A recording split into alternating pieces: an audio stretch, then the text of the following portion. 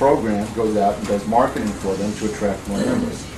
If they're only working 80% of the time, and this makes them work 100% of the time, then they're absolutely happy that they joined the program, and that's why they're doing it.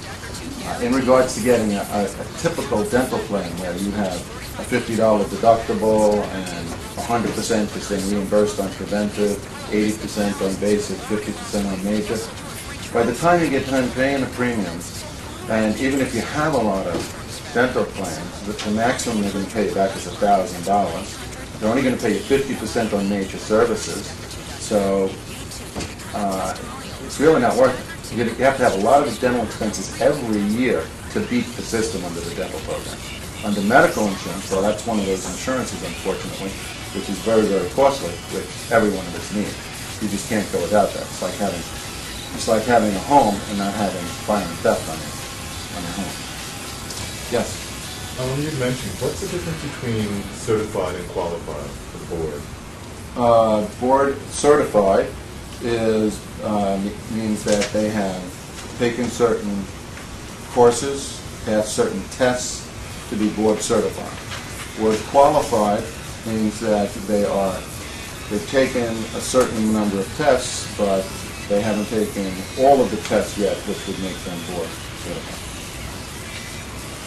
So they're in line to become board certified. Yes? I have coverage through my husband's job for my family, and he's ending one job June 30th and starting another job September 1st. Mm-hmm. I understand that we can go on COBRA and pay for it ourselves. And I've also been calling various numbers on this sheet to talk to Jay. I'm wondering, because I'm basically interested in a 2-month thing, is it better just to try to do the COBRA for Yeah, that 2 I would months suggest and that. then start? The COBRA is a group plan. So whenever you get a group plan, it comes with a deduction over any individual plan. And that's why COBRA was created, so there wouldn't be a gap in coverage. Right. So that's exactly what I would do.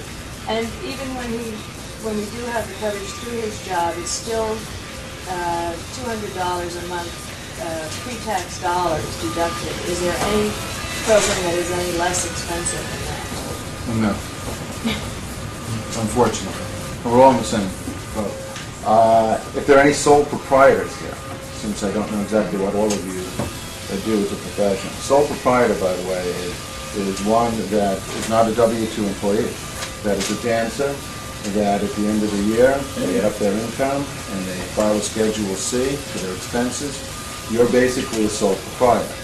Being a sole proprietor, what that means is you can get yourself a group plan, a one-person group plan. And what that means is that you're allowed to take 75% of those premium dollars that you pay for your health plan and put it on your Schedule C. All right, so that can reduce your costs quite nicely to somewhere back to where it was about 3 or 4 years ago, if you're of that understanding. Any other questions? Yes? So absolutely no W-2, or is it a percentage?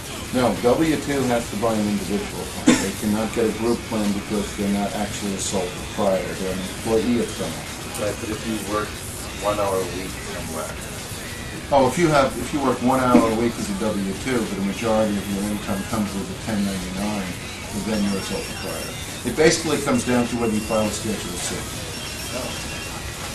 If you file a Schedule C and